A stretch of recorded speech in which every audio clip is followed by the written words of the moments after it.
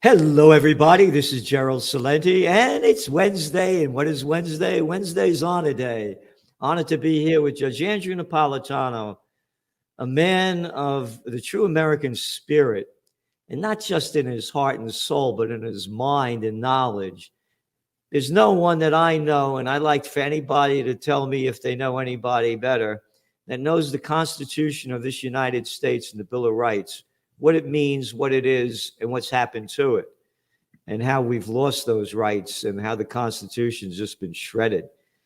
Judge, thanks for being here again today. Oh, it's a pleasure, Gerald. Thank you for your generous introduction. Well, it's not just a fact, and you have an article today, and it's so important because, you know, when 2 days before the Ukraine war broke out, the cover of our Trends Journal magazine was from COVID war to Ukraine war to World War. And that's February 22nd, 2022. Russia invades on February 24th. We're very concerned. They're talking more and more about nuclear exchange. You just heard a professor from Russia yesterday saying that if things keep going the way they are and Russia keeps being attacked the way they are, there may be a need for a limited nuclear attack. And there's no talk about peace, and there's only talk about war. And war has become the American way. And your article this week is really very important for everybody to read. It will be out tomorrow. And of course, you get more information by going to the judge's site, Judging Freedom, judgenap.com. And your article, War and Honesty. Can the president fight any war he wishes? I just want to stop right over there. These little slimeball presidents don't fight any war. They send others to go fight. These little clown boys, these arrogant little big mouths, couldn't fight their way out of a paper bag. Which is the biggest fighter? Oh, how about Richard Nixon? No, LBJ. Now there's a real man for you.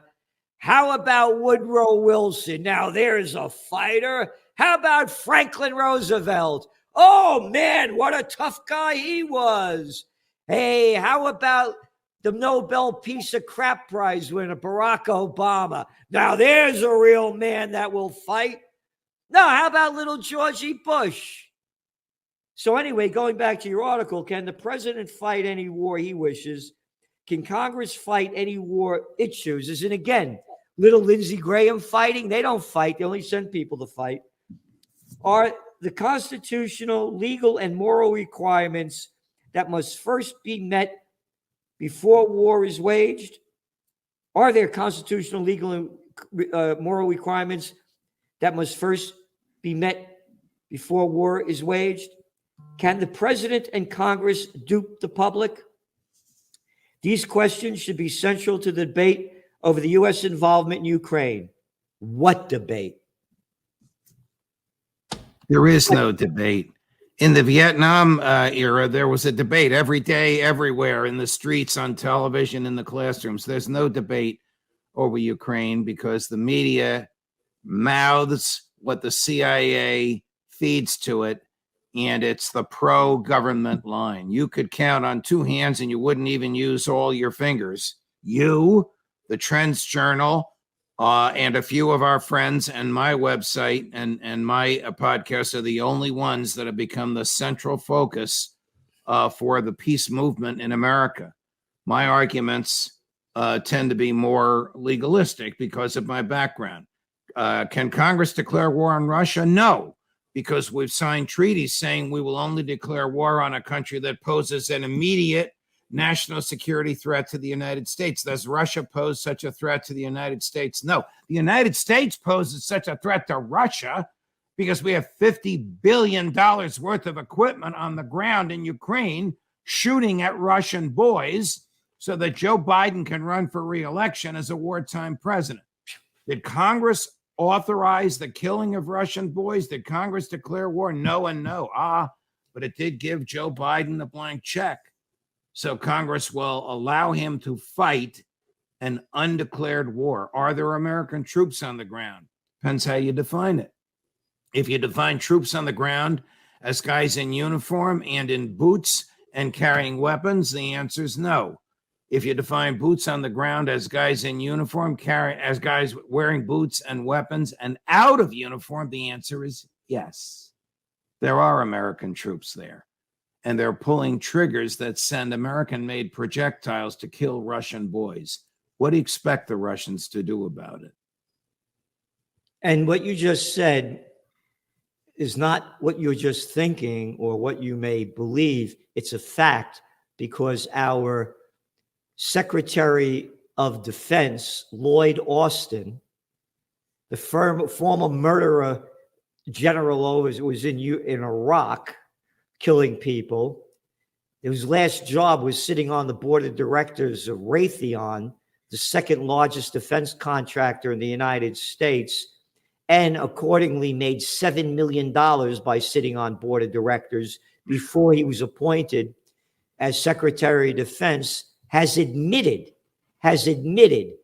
that American personnel, advisors are in Ukraine because of the weaponry, and it's very complicated weaponry. We want to make sure that, it's not misused and not, yeah. And So why did he admit it?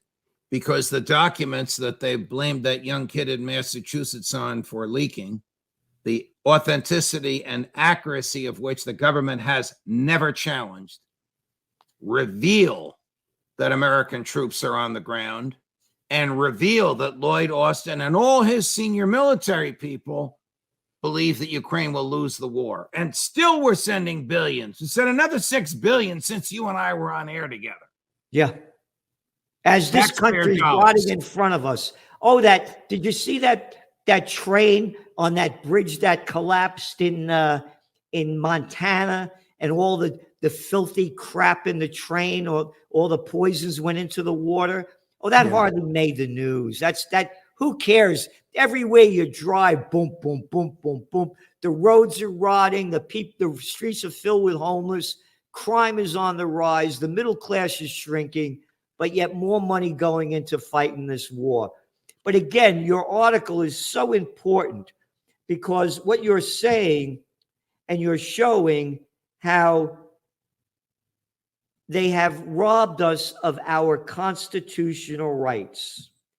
These questions should be central to the debate over the U.S. involvement in Ukraine. What debate? As you said, the media are mouthing what the CIA is telling them. Again, they're prostitutes. They're media whores. They get paid to put out by their corporate pimps and their government whore masters. Go back to fairness and accuracy reporting, and go back to the Iraq War, and they have the numbers of people on the TV shows that supported the war and that were against the war. And it's like less than 3% to 5% were against the war. And they fired that guy, Phil Donahue, on CNBC for coming out against the war. Right. But your article goes on, and it's very important, because you also talk about, they made up this thing with DWI. The Congress can't regulate speed limits, and it can't regulate the amount. There's a point for all this. Can't regulate the amount of alcohol in your vein before they charge you with DWI. That's a state issue. But the Congress can bribe the states to change their laws. Hey, lower your speed limits to 55.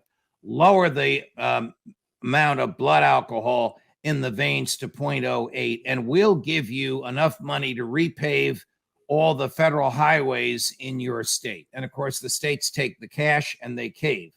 If you or I showed up in Trenton or in Albany and said, here's $100 million, now write a law that I want, we'd be arrested for bribery or attempted bribery. Congress has insulated itself, immunized itself from bribery when it bribes the states. That's an example of how Congress goes outside the Constitution. Now back to war. How does Congress go outside the Constitution? Well, it can't declare war because Russia poses no threat. But Congress can spend your money any way it wants, including spending your money on $400 million to give to the grifters in Kyiv and $60 billion to give to those same people in the form of military equipment. No, we didn't declare war, but we're giving you all the guns and ammo that you want so you can kill all the Russians that you can.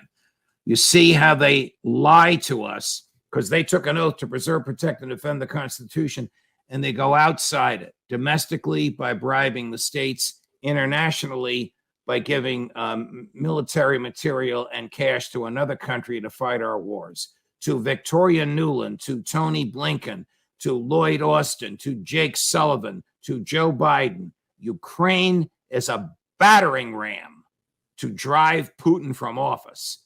And guess what?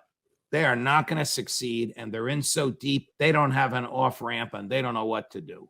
So what do they do when they don't know what to do? As you would say, as the great Gerald Celente would say, they take you to war. In this case, we're already in war. What are they going to do? Kill more people. Kill more people. That's what they do. And your article, I mean, again, this War Powers Act, this War Powers Resolution,